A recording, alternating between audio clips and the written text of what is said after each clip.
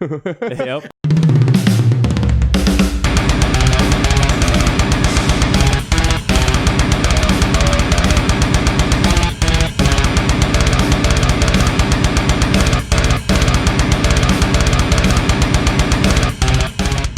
This is Anything for the Story. Welcome your hosts, John Dayton and Mila Simon.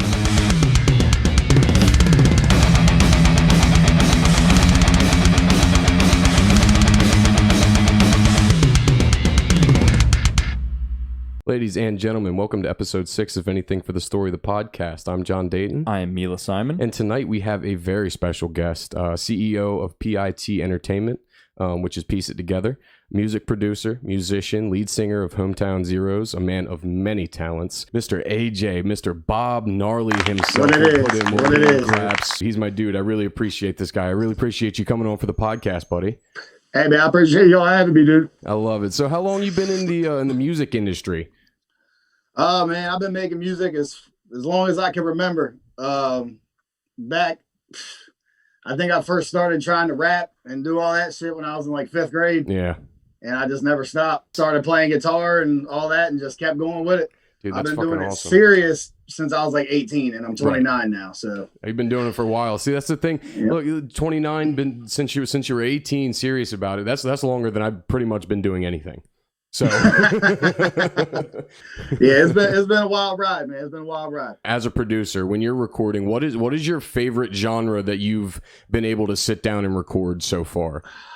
You know, it's hard to say because, you know, a lot of producers, like, they'll find their niche and they'll stick to it. I love everything, man. But if I had to pick like one or two, I mean, I do more hip hop than anything. Right. So I rap, like, I love doing hip hop stuff, Yeah. But man, ain't nothing like miking up an acoustic guitar, man. Just Dude, a good yeah. singer-songwriter. Nothing beats that, in my opinion. What was that last single you released that was acoustic? Or it sounded acoustic. It was what, Forever? Yeah, I knew, dude. That was fire. It sounded fantastic, dude. That was awesome. I bought that instrumental from a producer. I didn't play that or nothing. I bought that, and you know, a lot of times, like, if I make a beat or produce something, I have a hard time like writing vocals to it for some reason. And I think that's like the separation of like me as an artist versus me as a producer. As a producer, yeah, that makes sense. Like, I'd sit there and listen to something for hours and I just kind of get burnt out on it. But then if I hear something and it gets me, that makes sense. I can just I turn the mic on and go at it. Right. You know what I mean? Yeah, that's like when we lived at Jerome, we'd put instrumentals on, and dude, they would go at it. I can't rap. Every time I rap, it's gay bars. I call it gay bars because I always rap about sucking dick or something. There's nothing I can do about it every single time. You got to find the right amount of like fucked up to be able to freestyle really good sometimes. If you're not naturally good at it, like, yeah, that's true. You know, like, I'll pop off like 2 minutes, but that's about it. I can't freestyle, man. I write. I used to write, but now I kind of just throw the instrumental on, and where I got the studio set up, I can just put the mic on and just kind of piece it together. You know what I mean? Fuck yeah. Like, if you look at my session files, like, I got one pulled up now, but it's the verse is like a whole bunch of different clips. It's like bar, bar, bar, bar, bar. Yeah. I saw you shared something of Ram's, our buddy Ram. Yeah, that's another one of our favorites, man. I'm telling you, Ram nice with it, man. I'm telling you, Ram is nice with it. That's some talent, man. That's literally what we grew up with. You know, we've known him since high school, and then he lived with us for like ever. So, and he's I'm telling you, dude, he's incredibly talented. And then he's super. You released another song with Rumors, Stackabilly. Yeah, Hell and Back. We did that a few months back, man. Yeah, that was really fun, man. We were in the studio actually, and he had like an open verse on it. I was like, bro, I'll drop a verse on this shit like right now. Dude, that's like amazing. I wrote it in like 20 minutes, and I just went up there and did it. Shout out to my boy Glacken for letting us use his place to do the video. Oh, is that John's? Yeah, that's my dude. I love him, man. It's funny. It's another person. It's amazing what social media does, because I had never met him before. I think the last Shredfest. It was the first time I met him, and we had been friends on Facebook for a few years. Obviously, he's always sharing my stuff, but that was the first time I had met him. So it's amazing what Facebook can do. You know what I mean? You become friends for so long on the internet. Same thing with you and me. I think we were friends on Facebook for such a long time until we had actually met each other. You know what I mean? Yeah, definitely. So that's we pretty knew Tyler incredible. and shit like that. Exactly, we had a lot yeah. of friends in common. Shout out to Tyler once again. He wrote the Big shout out to Tyler. Yeah, dude. He wrote the intro to the podcast. He actually played leads on the reggae song I did. What Are We Gonna Do? Yeah, he played lead guitar on that. Oh shit, that's crazy. Hey, and speaking of this, I don't know if we're supposed to talk about this. This is what he told me, but I think he's gonna start doing heavy vocals for AMMUNE. Yeah, that's something I heard too, but I don't want to confirm or deny. Neither do I, but shit, boy. That boy got a scream on him too, I'm telling you, dude. Tyler's got that grit, man. That grit. If he were to be making that noise running down a dark alley at me, I would just... I'm scared. Oh, dude. I'm running in the opposite direction. Working with them on that EP was a great experience too. Yeah. And like having I record vocals in the same room. Like I don't have a booth. I got like a reflection filter and stuff. But I like working in the room with the artist so we can communicate better. Yeah, for sure. And man, dude, it's not the biggest space, and that dude's got so much. Like J-Dub's got so much damn power in his voice, bro. It just would shake the whole room. It was wild. I know. Man. What are you listening to? What's the music you're listening to right now? Bro, I've been listening to a lot of Baltimore hip hop. Oh yeah. A lot of Shorty, TSO Tato, shit like that. YMC Lortez. A lot of Baltimore shit, man. I found this playlist on Spotify. It's like all Baltimore stuff. And I've just been bumping the shit out of that. Been bumping a lot of Moneybagg Yo lately. Okay, yeah. I've just really been on lately, I've been back listening to the story so far and stuff like that the past few days. Yeah. But for a while, man, I just had to be on my gangster shit. Yeah, I get that. Back on your pimp shit. Done with the sim shit. I don't listen to music at all anymore. Yeah. I drive in silence. I swear to God. He does. It's eerie. That's fucking creepy, man. I can just see you both hands on the steering wheel. It's like, I wonder what he's listening to, and it's like literally just the blood pumping through his veins. That's it. So you were also the vocalist for Hometown Zeros as well. Yes. Which Tyler was a guitarist for, correct? Yes, he was. And the drummer Kevin Ward. My boy, Kevin Ward. Yeah. Shout out to Kevin. I'll make sure we'll tag him in this. I mean, the last thing we put out was like a year ago. Okay. And I just, I'm getting caught up doing everybody else's stuff. And I've just been on my rap stuff lately. And I just, but soon, I'm hoping soon I'll get back on my hometown grind. So we'll see. Dude, I love it. I love it. I hosted Shredfest and there was like Moonflower played. Fucking dude. Fucking love Moonflower. Oh my God, they killed that. My dude Andrew Whitert, he's the lead singer. He's wild on the stage too, incredible. Man. He's got the best energy, dude. He really does. Not only does he have a great voice, but the stage presence, he's fucking throwing down while he's singing. It's incredible to watch. It's great. It's awesome. But I had there was one part where I did a scream competition, and I saw AJ in the crowd, and I was like, because AJ was not paying attention at all. He was facing the other direction, and I'm just handing the mic out to people. And everybody's screaming into the mic, and I get to AJ, and he belts, what? Belts out this beautiful note, and I was like, that was not what I was asking for, but it was beautiful. Yeah, I don't be screaming like that, man. That's why Hometown really doesn't have a lot of screaming in it, because dude, back in the day, I used to be nasty with it, and then I learned how to sing, and then I forgot how to scream. Yeah. And I just, it's not really been the same since. But I'll get them out there every once in a while. They're just not that good compared to dudes like Tyler, Roman, Kevin. Oh, those dudes are screamers. Dude, I know. Roman's dirty, bro. Yeah, Roman. Dude, nobody knows. We've started a band and never, we recorded one fucking song and it's not been released. It's still on tuck. We never put it out. It's some dirty, Southern metal, redneck fucking metal shit. I remember you guys posting stuff about it. What was the name of it? Woods on Fire. Woods on Fire. That's right. I remember that. Can we listen to it? I gotta figure out which file it is. Okay, that's fine. Yeah, I'll keep it up. I'll keep it up so I can get it to you. Yeah, fuck yeah. But yeah, it's all triplet feel, just like Right. real bluesy. Fuck it, dude. It's gonna be fun, dude. And see, that's what's so cool about you and about everything that you're into is because there's so many different levels to it. Because like, you know what I mean? Like you started off, just as a kid rapping, and then you got into metal, you got into, you know what I mean, blues and stuff like that. Because a friend of mine, Megan, she always called me categorically challenged. You like to float. I get that. Yeah, you never know what I'm gonna pop up wearing. I could be in some fucking duck boots and some camouflage one day. You know what I mean? I could be rocking the Nike and shit the next day. You never fucking know. Dude, I feel that on a spiritual level. I went to a wedding. I went to a wedding Saturday. I was the officiant because I got my marriage license. I can marry anyone in the state of Maryland. And actually, I think it's nationwide. Whatever. Yeah, I got ordained too. Yeah, you can call me Reverend Bob. I was wearing a blue suit, a button-up shirt that has embroidered on it "John Dayton Comedian," a clergy pin, and then Air Force Ones, white and black Air Force Ones. Friggity fresh, dude. I had to flex. I was a man of God Saturday. Oh yeah. I had I had to keep my suit up there with God, but I had to keep my feet on the streets with the Air Force Ones. They weren't the black forces. You ain't had to beat nobody. No, I didn't have to fight. I'm obviously very white and have always been. So Jaron, our buddy, Jaron, the boy with the marshmallows in his ears, he told me, he was like, I saw you got the Air Forces. I was like, yeah, man, they're really my favorite pair of shoes. He was like, yeah, so what you need to do to avoid the creases, you need to cut up a binder and as the shape of your shoe at the end of the toe and put them into your shoes so you don't crease the fucking shoes. And I did it. Hell yeah.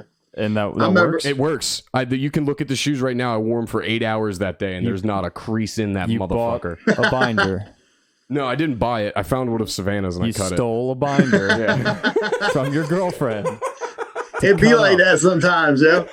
It'd be like that. So you've been in the music world for a while. So it means you've probably been in the party world for a while. Yeah. So what's the craziest party? What's the craziest party story you can think of? Oh man. All right. So this one's fucking wild. Okay, I'm excited. It was a homegirl's birthday one time, and we were in Ocean City, and it was kind of a rough time in life at that point, and I decided to get like completely fucking annihilated at the hotel before we went to Secrets. Oh, fair enough.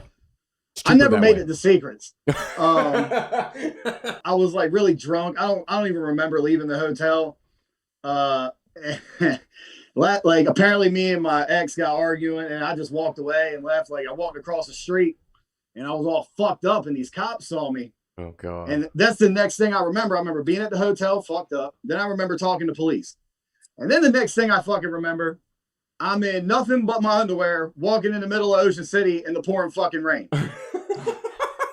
It's like a nightmare. Yeah. So yeah, it was kind of fucked up. And then eventually this cab driver felt bad for me and took me to the hotel because I couldn't find the fucking hotel. And I obviously didn't have any money like tucked under my nuts or anything. Like I'm just wearing fucking underwear. No socks, no shoes, just underwear. Made it back to the hotel. Everybody was passed out. I'm sitting there, yo. Homegirl answers the door. My ex's friend, she answers the door, and we just start busting out laughing. Like, I still at that point didn't know what happened. Like, I just remember I was at the hotel talking to cops, and then now I'm here. Well, the next day, I'm like, yo, I don't know, like, where my wallet, my phone, nothing is. So I called the police, and I was like, I remember talking to police, but I just don't understand why I didn't go to jail or nothing like that. And they had my wallet and my phone and everything. So I had to go back the next day and get my shit. And I asked the lady behind the counter, I'm like, so how do y'all have my shit, but I never got like arrested or put in jail? She's like, oh, baby, you ran.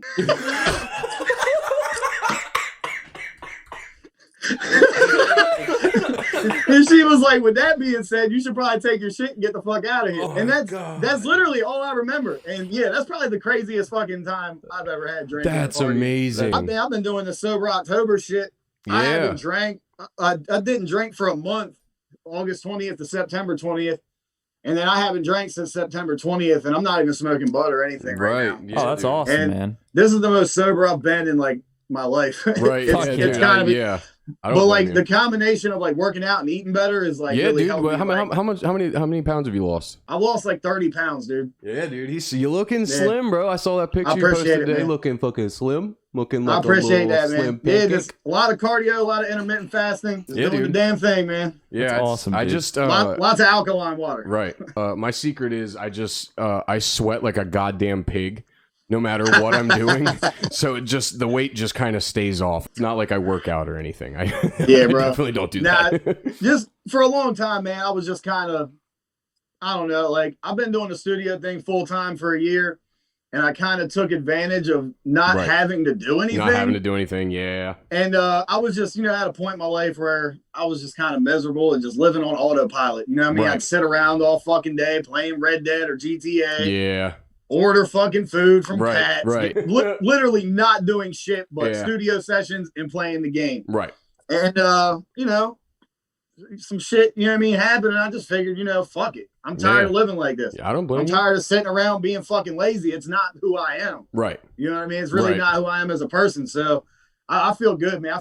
I'm fucking almost 30, but I feel like I'm fucking 25 again. Yeah, dude. That's fucking awesome. I feel better than I did when I was 25. Well, exactly, dude. And see, once, I guess there's a point that you hit like at any age, but there's always a point that you hit that your brain's like, I gotta do something. You know what I mean? Yep. Otherwise, you're kind of just, if you're not growing, you're dying. And it starts with the mindset too. You gotta have that mindset. Right before I quit my job and started the studio full time, I wrote that song, the hometown song, "Happy Go Lucky." Yeah, fuck yeah. And one of the lyrics was, "We came far, but we still have far to go. There's always much more room to grow." And that shit just stuck with me, man. It's like I spoke it into existence. Yeah. Like that whole song was like, yo, I got to get up off my ass. It's now or never. I've been sitting around waiting long enough. And then a year later, I finally, you know what I mean? But that was the start of it. Just my whole mindset in the past year has just been a lot different. I've been doing a lot of reflecting, you know what I mean? And it's finally starting to come to fruition. I guess it doesn't really matter when you do it, you know what I mean? As long as at some point it doesn't. You can't be too young, you can't be too old. As long as at some point you decide that you want to go after something, and then you fucking go after it. It takes 21 days to form a habit, man. The hardest part is getting up and fucking doing it. Exactly. After 3 weeks, dude, you got it. You're good. Same thing with like quitting smoking cigs. Of course I haven't. I still vape. Exactly. I still vape. But like it was the thing. I was like, number one, they taste like shit. They make me smell like shit, and they make me feel like shit. Because you never feel the way you did the first time you smoked a cigarette. You know what I mean? Like it's like chasing the dragon, exactly, bro. Exactly. Yeah, man. It's a vicious cycle, dude. It's a vicious cycle. Now, out of all the work that you've put out, like your actual, like your produced and like your written music, what's the favorite one that you made? Oh, man. And that's tough. It's like I feel like every song I make is my new favorite one. So the one I just put out, She Know It. Yeah, that shit is. I'm fucking with that one heavy. And I got one on Tuck that I'm waiting on a verse. I don't even want to say who it is yet. I'm just gonna drop it on everybody, but it's gonna be fucking badass. I'm really hyped about that song too. But the one I just dropped, She Know It, with Jiggy the Genie. She fucking slaughtered this verse. I saw that you because then you made a post. You were like, I need a female that can fucking rap, and then and then I said, I need a bad bitch who ain't afraid to talk that shit that can rap, and she was in the studio the next day and slaughtered this verse, dude. It was exactly what I was looking for. Oh my god, that's amazing. That's great. She went in on that shit, bro. Dude, I need a Cardi B, Megan Thee Stallion type, like that ain't afraid to talk that shit. She came through. Funny. She did that. Big shout out Jiggy the Genie for that one. Without her, the song I feel like is dope, of course, because I did it, but shit, like, I mean, if you ain't feeling your own shit, like, then there's no point in putting it out. Yeah, right. That's the same she definitely came through in the clutch on that one. Right. It's like writing a joke just because it's like funny. You know what I mean? It's like it's like if you write a joke, you're like, okay, that's gonna gonna get a couple laughs, but I don't really enjoy the joke. It makes me laugh. I laugh at my own material more than anyone will ever laugh. Absolutely, dude. When I write a good joke, I fucking cackle at myself. Like the lines come through in my head first, and I'll just be staring into nothing and just. Yep. That's why I drive in silence, because a lot of times I'm like writing in my head or just like thinking. Yeah, it's still creepy. Don't try to justify it, you fucking psychopath. Call back to it, you know. Whatever you say, Jeffrey. I'm just worried about live music coming back. I man. know, Shit. Dude, I haven't played live in over like it's been a year. Yeah. And Hometown played. It was out. Where the fuck were we, man? It was somewhere at some fucking VFW. It was Stash Bash. Okay. Yeah. I remember that. And that was the last time I've played live. But I'm fucking itching for it. Yeah, man. I know. There's something really special about getting on stage. It doesn't like I've done shows where there has literally been 3 people in the crowd. You know what I mean? Like literally, right. like I've literally done a full paid show like where I got paid to drive up to Baltimore and there were 3 people in the crowd. And be like that, brother. And it was one of my favorite shows because like literally there was 3 people that I could talk to. Like it wasn't like I was talking to a whole room like usual, which is like sometimes I prefer. But that night there was just 3 people and I fucked with each of them. Like when we used to do Mojo's open mic, like that was only a couple people. You know what I'm saying? So all I want is to get some kind of live. It doesn't matter whether it's comedy, music, something again, because I think. I'm tired of talking to my cats. Yeah, it's like I just want to be outside. I have a question. Have like amusement parks been open this whole time? Oh, I don't know. Like has Six Flags been open or anything? Like King's Dominion? I never thought of it. I was just like really like I was really craving a roller so coaster. Disneyland's been closed. I remember that because all the actresses and actors that are like the princesses and shit, they've been out of work. I'm not gonna lie. I throughout my years of like being in like the theater, like and like knowing people who like know people who worked at Disney as Disney princes and princesses, apparently the whole lot of them are just fucking pricks. Oh yeah, dude. Like they're just like, dude, like, and Mickey, like they don't let them take like whenever like the new Mickey comes through, it's because the old Mickey got tired of the helmet and they fucking killed him because of it. Yeah, it was too hot. Yeah, it's hot in this fucking head. That's how we get new Mickeys. Isn't like a roofie, like a Mickey, another name for a roofie or something? Maybe. I don't know. You would probably know better than me. Oh shit! I've never roofied anyone, I swear to God. Have you ever been roofied? Maybe. That's another question. I don't think so. I've seen people like I've seen the roofied effects myself. of people. Right. Remember when Nick drank that roofied cup? No. Nick Moore? No. At that party where like those weird dudes were over and like I don't know, the girl put her cup down. She said she was feeling weird, and then Nick drank her cup. Oh, yeah, he's a fucking idiot. Yeah, I do remember that. And then he, like, passed out naked in a shower. And it wasn't... I remember him taking the drink, not because he wanted to see if the girl had been drugged. He wanted to see if it would affect him. He was like, I want to see if this will get me fucked up. Like, he was like, I'm ready for this. Dude, did you ever attend any Project X parties? Like great big fucking ones? Oh yeah, I mean, who hasn't? Yeah, dude. We accidentally threw one. Yeah, we those are the best. Yeah, I know, right? It's we lived on in Salisbury, like right behind the MVA on Jerome Drive, and we invited a couple people, and then one girl who had like a whole bunch of Snapchat friends put it on her Snapchat. One hot chick. And they flooded in, dude. And we were like, oh, fuck, this is getting out of hand. Like, they're parked up and down the street. Like 150 people in a 3-bedroom, you know? Like, we used to do that shit at my brother's trailer out in Willards, man, when he lived out there. Oh, shit. We would just put the word out like, yo, we're getting fucked up tonight. If anybody wants to come, bring beer, bring whatever, bring your ass. We're doing it. Right, dude. By the end of the night, we'd have this fucking single wide trailer packed, the whole fucking yard filled up. And it was in the middle of nowhere, so we could be as loud and as ratchet as we wanted to. We couldn't, dude. We were right behind the MVA. Yeah. It was so bad. We had neighbors. Yeah, but like the neighbors were luckily enough. One chill. side was cool, and the other side was a condemned house. Yeah, so we didn't have to worry about it. Like the dude across the street was so the squatters old. didn't mind.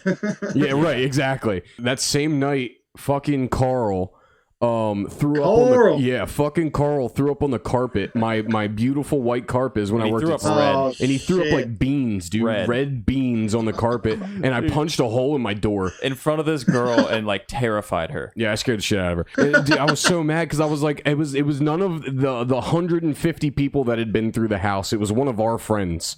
You know what I mean? That's what pissed me off the most. Carl's just like halfway like convulsing, like just like and I'm screaming at him. God damn it, Carl. Fucking alcohol, man. Fucking alcohol. Exactly. That's the thing. Like, alcohol is the only thing that's ever made me do shit like that. Bro. You know what I mean? I've told people, like, you know, I'm not gonna lie, I've done some drugs in my day. I've never been fucked up on anything more than alcohol. No, absolutely not. Ain't nothing ever made me do no dumb shit like alcohol has. No, that shit is crazy. I've man. done the worst stuff I've ever done has been because of alcohol. Yes, so yeah, because of alcohol and solely alcohol. Like everything else kind of comes second. Yeah, see that I think alcohol 100% is the worst gateway drug. Yeah. And that shit legal to the mother. Right. Yeah. Everybody can have some. I can say this, that out of all the times I've been drinking, out of all the drinking I've seen, which is a lot, I've never seen anyone uproot a tree. Like, you might have to change that. Drunk. Like while drinking, I've never seen a drunk dude like uproot a tree. Dude, that's so crazy. We're halfway through October, brother. Holla at me around November 1st. We'll make it happen, this but I got some country folks. Get nice and fucked up and pull a tree out of the fucking ground just to prove you wrong, Mila. I'd love for that to happen. We'll get the backhoe out. One time, same Nick, we were at his house, and he had a 4-wheeler. So we were on our country bumpkin shit. We were out in the middle of Mardella. And, that's what I'm talking about. And he had a 4-wheeler and a truck cap, like the cap that goes on the back of a truck, like the cover of the bed. He flipped it over and was driving with us, like sledding behind it. Like we were in the truck cap. And he was dragging us behind him with a 4-wheeler, and he comes whipping around the fucking corner, dude. Slams me into a fucking light pole, and puts this fucking huge gash in the side of the light pole, and chucks me like 20 feet. I went flying through the air. Tuck and roll, hop up, take off running out of the and he was like, "How the fuck did you do that?" I was like, "That adrenaline, man. You tried to kill me." That adrenaline make you do some crazy shit. Oh God, dude. We got his name's Nick, dude. He's a fucking wild dude. Yeah. He was in high school, set himself on fire, and his house. Oh my God. Fuck that. He was cooking French fries in a pan and then put the grease under the fucking caught the whole side of the house on fire. Yep. Gotta get that air fryer, bro. Air fryer. Oh, God. That's the way to go. Dude, my life has been changed since we got the air fryer. Man, I've been wanting one, but I've just been eating like rice and steak and shit. Oh, yeah, see. Just steak, right, or chicken, rice, like, and a vegetable. I've just been, ain't nothing fried, ain't nothing. Yeah, like, see, that's the thing with my job is I drive so much, it's hard to get a good meal in. You know what I mean? Like I can't if I have to stop somewhere. It's usually like fucking Wawa or something. You know what I mean? So I did have a Popeye chicken sandwich yesterday for the first time in like a while, and it was probably the best fucking thing I've ever eaten in my life. Yeah, that's the thing. It's like it goes from a cheat meal into a cheat day. Right. So, it's easy. It's ezy to fall into that, like, you know what I mean? Yeah, like, oh, fuck it, I already ate a slice of pizza. Exactly, Might as well have a fucking whole one. Right. Yeah. Question. Ranch. Well, I got a question. Does pineapple go on pizza?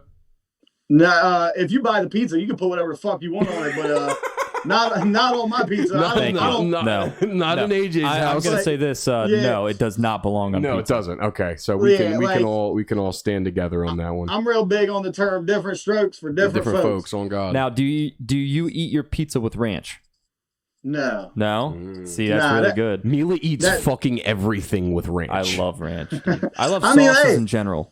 I ain't hating on it. You know what I mean? Like, I hate fucking pickles. I can't stand a fucking pickle. See, I like the taste of pickles. I don't like the consistency. Is that any pickle, dill, sweet? Any of them. I can't fuck with them. See, I always fried. Have you tried fried? Yeah, I don't.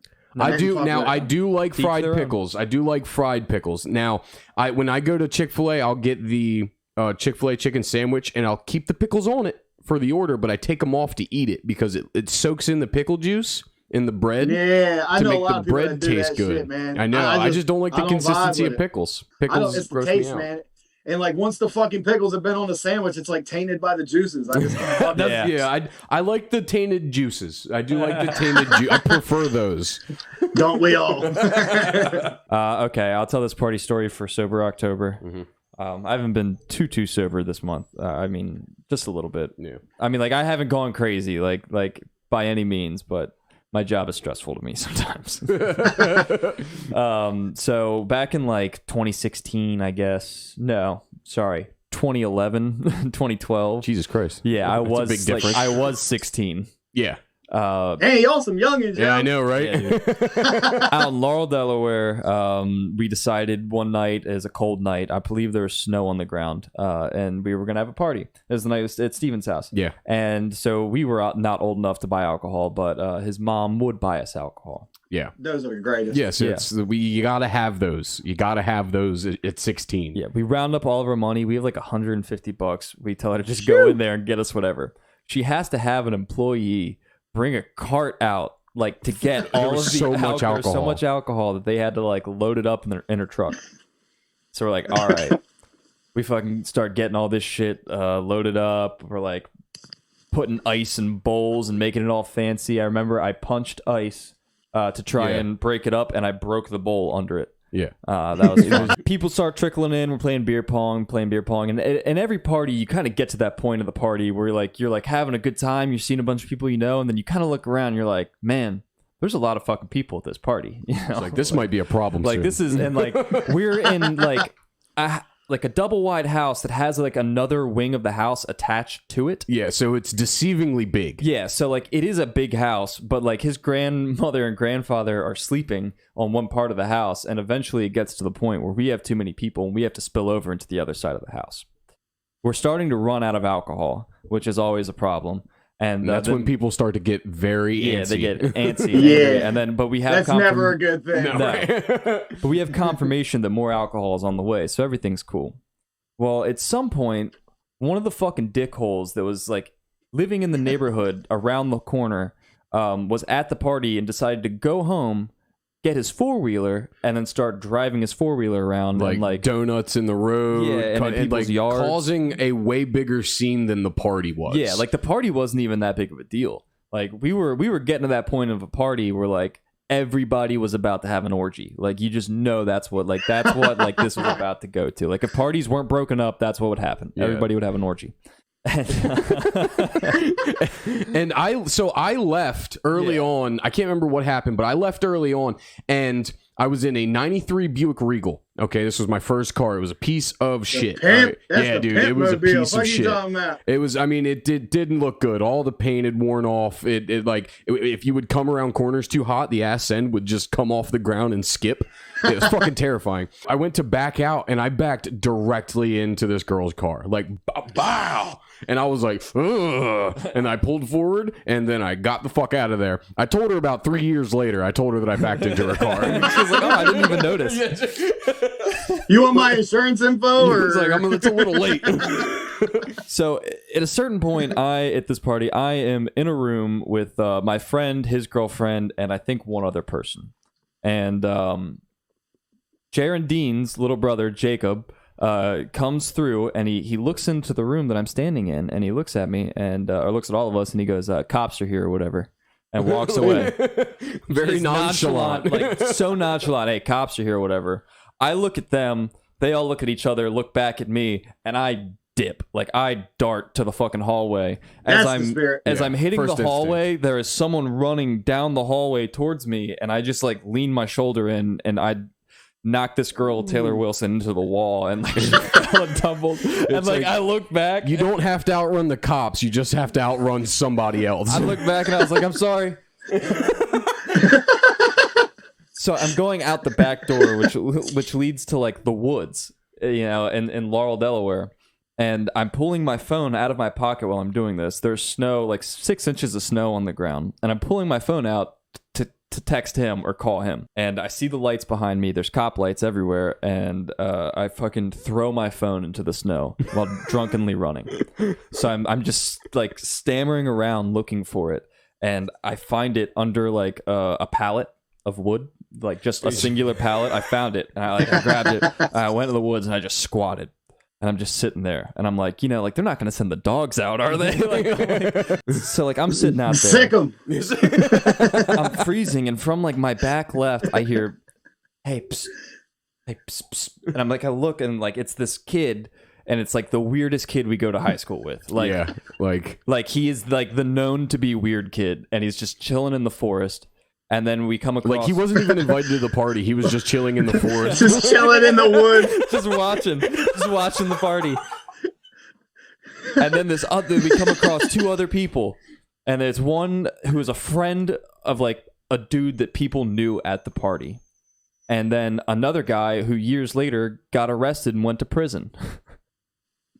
I guess he was a good guy then. I don't know. As well, he got you out of the situation. Yeah. So he was a good guy then, at least. So basically, yeah, the way we got out of the situation was, well, I was eating snow to try and sober up, which doesn't work. It just lowers your core body temperature.